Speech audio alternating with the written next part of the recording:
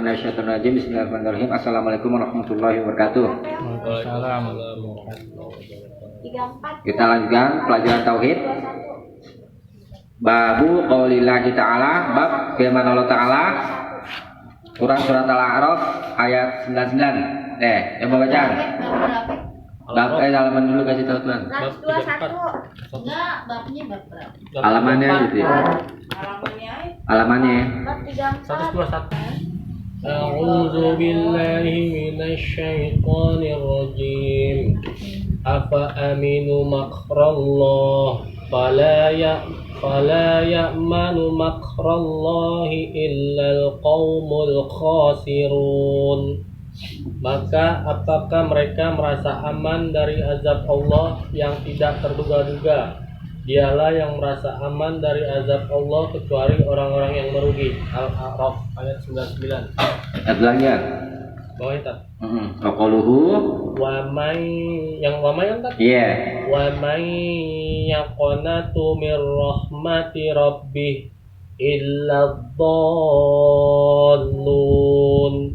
Tidak ada orang yang berputus asa dari rahmat Tuhannya kecuali orang-orang yang sesat. Al-Hijr ayat 56. Ya, kita ulangin ya. Firman Allah Ta'ala, afa aminu, maka apakah mereka merasa aman, merasa selamat dari makar Allah. Fala ya'manu makrallah, tidak ada yang merasa aman dari makar Allah illal qaumul khasirun, kecuali kaum yang merugi. Surat Al-A'raf ayat 99. Nah, makar mana makar? Ada dengar makar? Makar. Makar apa? Pertama kita pahami dulu makna makar ya. Makar itu al-makru sarful ghairi amma yaqsiduhu bi khilatin.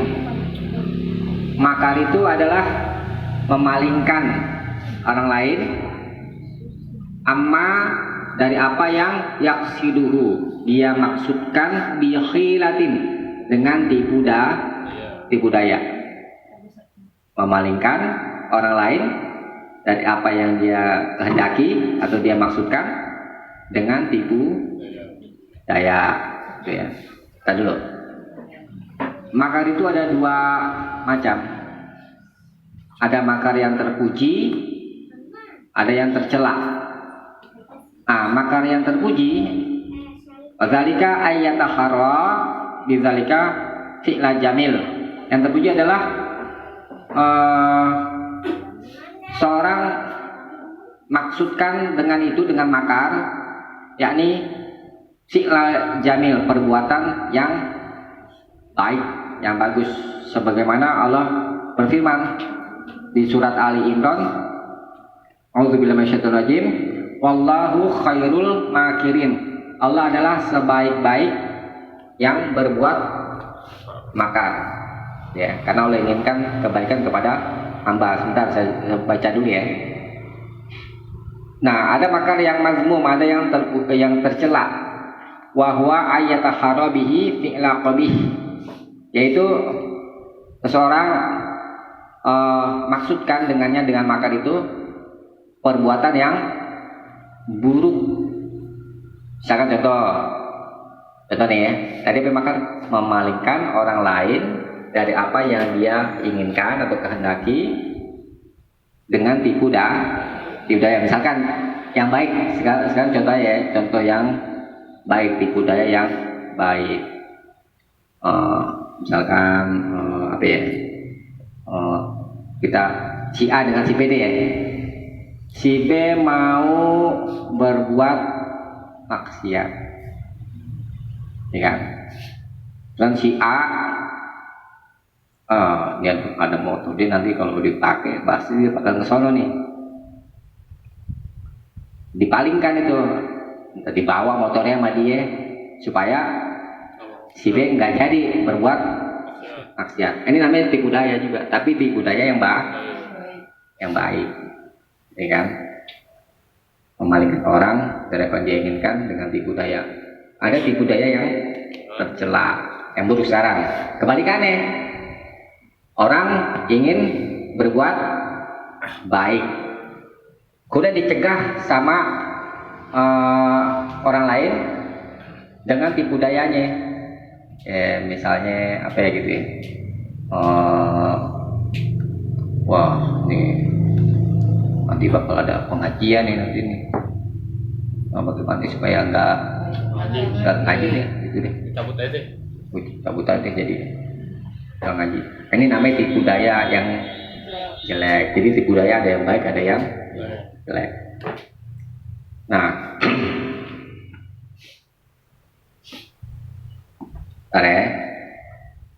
nah sekarang kembali ke ayatnya. Afa aminu makrallah, maka apakah mereka merasa aman dari makar Allah? Nah, ini kalau mau tahu ciptanya lihat dari kalau Al-Qur'annya dibuka dari ayat 96, surat Al-A'raf ayat 96.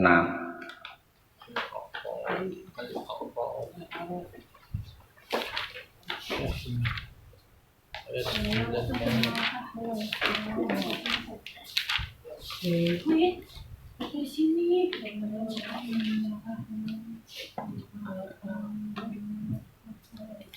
Al-A'raf ayat berapa? 96.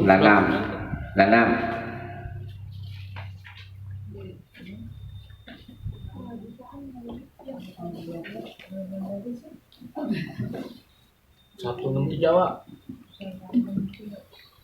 Walau anna Iya. Saya bacakan ya. Udah ketemu belum? Nah. Walau anna ahlal qura, dan kalau sesungguhnya penduduk negeri amanu, beriman, wattaqau, dan bertakwa, la fatahna alaihim barakatim minas sama'i wal ardh, pasti akan kami bukakan atas mereka keberkahan dari langit dan bumi. Walakin kadzabu, akan tetapi mereka mendustakan, yakni mendustakan para rasul. Fa'akhadnahum bima kanu yaksibun, maka kami siksa mereka sebab apa yang mereka usahakan. Afa amina ahlul qura, maka apakah penduduk negeri itu merasa aman dari ayatiyahum ba'suna, dari siksa kami yang akan datang kepada mereka bayatan pada waktu malam hari, wahum naimun, sedangkan mereka sedang tidur. Awa amina ahlul qura, dan apakah penduduk itu merasa aman dari ayatiyahum ba'suna, dari siksaan kami duhan pada waktu duha di pagi hari, wahum yal'abun, ketika mereka sedang bermain. Afa aminu makrallahi, maka apakah mereka merasa aman dari makar Allah tadi itu, siksa Allah. Dalam syariat makar ini siksa Allah. Fala ya'manu makrallah, maka tidak ada yang merasa aman dari makar Allah illal qaumul khasirun, kecuali kaum yang rugi. Nah, jadi dari ayat 9 tadi Allah janjikan apa? Keberkahan dari langit kalau penduduk negeri itu beriman dan bertakwa. Tetapi yang terjadi apa? Walakin kadzabu, akan tetapi mereka mendustakan para rasul. Nah, ini makar yang jelek apa yang baik? Yang jelek, ya. Kemudian karena mereka orang-orang yang tidak mau beriman kepada Rasul membuat makar, Allah juga membuat makar. Makar Allah apa? Tuh, apakah mereka merasa aman dari siksaan kami ketika sedang tidur? Yang berikutnya, apakah mereka merasa aman dari siksa kami pada waktu duha? Ini siksaan-siksaannya, ya. Nah, jadi pernah dengar gak istidraj? Istidraj pernah dengar? Istidraj. Begini, ya. Jadi makar Allah terhadap orang-orang kafir itu. Allah mengulur, istidraj itu artinya mengulur, diulur sama Allah. Dikasih kenikmatan hidup, dikasih kemewahan hidup, tapi dia siap. Nah, kalau keadaan seperti itu, kata Allah, tunggu nanti. Itu tadi yang ayat kita baca. Kalau bahasa kita gini deh, lalu lihat ya. Bekasi itu lo maksiat juga ya. Iya, kasih makan senang, hidup senang serba cukup. Nanti akan datang azab Allah dengan tiba-tiba. Tadi ketika sedang tidur, yang di waktu pagi ketika sedang main. Maksudnya datangnya tiba-tiba, mereka tidak sadar. Itu namanya istidroj. Diulur sama Allah, dikasih kesenangan hidup, nanti akan datang azab pada waktunya dengan tiba. Nah itu. Bagaimana cara kita mengetahui akan istidroj? Lihat aja. Kalau dikasih kesenangan hidup, kemudian dia jauh dari Allah, nah itu ciri-cirinya. Ya, ciri-cirinya. Maka oleh karena itu kita jangan merasa aman dari makar Allah, dari siksa Allah. Jadi kita tunjukkan apa ya? Karena kita tidak merasa aman, kita harus takut. Kita jangan menganggap remeh siksa Allah. Tapi juga nggak gampang-gampangin. Misalnya apa namanya itu, seseorang menganggap, contoh misalnya, Allah ini maha pengampun, gampang deh, nanti ntar aja apanya, ntar ampun ini, sekarang nikmatin aja masa muda, contoh. Kan banyak kan orang begitu kan. Nah ini namanya merasa aman dari siksa Allah. Kalau kayak begitu, ya udah alamat nanti. Alamat akan datang siksa mendadak. Kan? Tapi juga kita jangan merasa takut yang berlebihan. Takut yang berlebihan. Pernah dengar gak orang ngomong gini? Aduh, gue udah banyak dosa, Allah ampunin gak ya? Nah, yang takut yang berlebihan, sehingga dia nggak mau nggak mau mencari rahmat Allah. Kayaknya karena memang dia nggak tahu rahmat Allah itu luas. Itu. Ini nggak boleh. Jadi kita sebagai hamba yang mukmin itu rasa takut dengan harap, itu harap dan rasa takut ya. Roja dan khauf namanya kalau bahasa Arabnya itu. Roja harap, khauf takut, ini harus seimbang. Jangan rojaknya, harapan itu berlebihan sehingga menganggap remeh dosa. Rasa takut yang berlebihan juga membuat orang putus asa. Tuh nggak boleh berlebihan, harus seimbang ya. Nah, yang bawahnya wa may yaqnatu min rahmati rabbi, dan siapakah yang berputus asa dari rahmat Tuhannya dan kasih sayang Tuhannya. Maksudnya tidak ada yang berputus asa dari rahmat Tuhannya illad dallun, kecuali orang-orang yang sesat. Coba dibuka Qur'annya surat Al-Hijr, nanti baca ceritanya yang sebelumnya dari ayat 51 surat Al-Hijr, surat berapa itu? Setelah surat Ibrahim 15 Pak, surat ke-15 Pak. Surat 15 ayat 5 ayat berapa? 56 56 sini. 56 ya. Ini dari 51 bacanya. 51 berarti. Dari 51 Udah ketemu kan? Belum, coba cari. Minum dulu. 14. surat ke-15 Pak. Kita olah. Ya. Saya bacakan ya. Wa nabihum an dhaifi Ibrahim. Beritahukanlah kepada mereka tentang tamu Nabi Ibrahim alaihissalam. Izza qalu alaihi, ketika mereka menemuinya. Faqalu salama, lalu mereka berkata salam. Qala, Nabi Ibrahim berkata, inna minkum wajidun. Sesungguhnya kami termasuk dari kalian termasuk orang yang takut. Qalu, mereka berkata, la taujal, jangan takut. Inna nubasyiruka bigulamin alim. Sesungguhnya kami akan memberi kabar gembira kepadamu dengan anak yang alim. Ola, Nabi Ibrahim berkata, abasyartumuni, apakah kalian akan memberi kabar gembira kepadaku ala masaniyal kibaru, atas apa yang telah menyentuh kami ketuaan. Fabima tubasyirun, maka sebab apa, dengan apa kalian akan memberi kabar gembira kepadaku?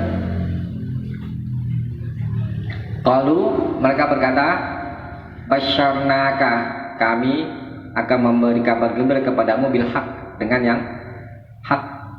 Fala takum minal qanitin, maka janganlah kalian termasuk orang yang berputus asa. Qala,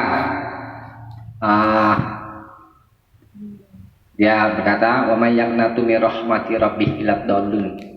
Tidak ada yang berputus asa dari rahmat Tuhannya kecuali orang yang besar. Nah, jadi begini ceritanya. Nabi Ibrahim kedatangan tamu siapa nih?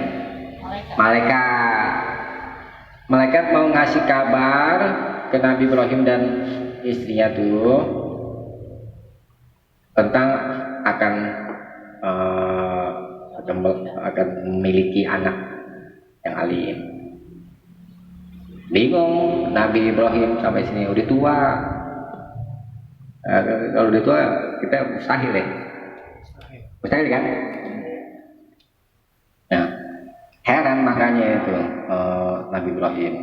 Tetapi para malaikat itu kabarkan, kami akan beri kabar gembira dengan yang hak. Maka jangan kamu menjadi orang yang berputus asa. Kadang-kadang dari ayat ini, hal-hal yang kita pandang mustahil menurut akal, bagi Allah enggak mudah. Kalau Allah tinggal kun fayakun. Itu ya. Nah, itulah kisah tentang ayat yang tadi kita baca. Tidak ada yang berputus asa dari rahmat Allah, melainkan orang yang sesat. Jadi kita dilarang berputus asa, ya. Berputus asa tidak boleh bagi orang yang takut kepada Allah berputus asa dari rahmatnya. Akan tetapi dia itu harus takut dan harap. Takut dan harap, yakni dia takut dosa-dosanya, takut dengan dosa-dosanya, dengan menjalani ketaatan.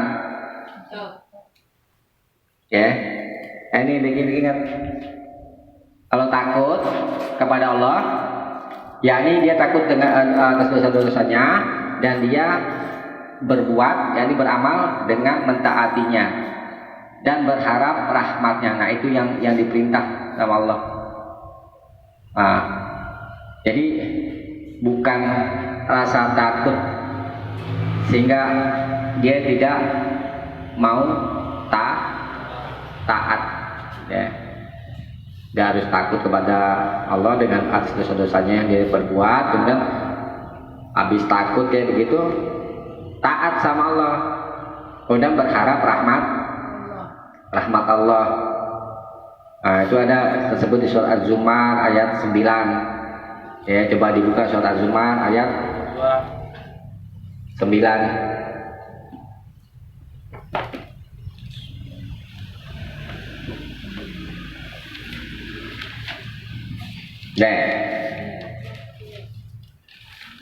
di HP. Deh. Cepat. Aman gua kok. Ya. Ketemu aman huwa qanitun ana al-laili sajidan wa qa'ima. Siapakah yang tunduk anaal di malam hari sajidan dengan sujud wa qa'iman dan berdiri, yahzarul akhirah, dia berhati-hati dengan akhirat, maksudnya takut, wa yarju rahmata rabbih, dan dia berharap rahmat dari Rabbnya. Dari ayat ini, siapa saja yang takut kepada Allah dan berharap rahmatnya, yakni dia beramal soleh, ya, sholat malam. Kemudian coba buka surat Al-Baqarah ayat 218.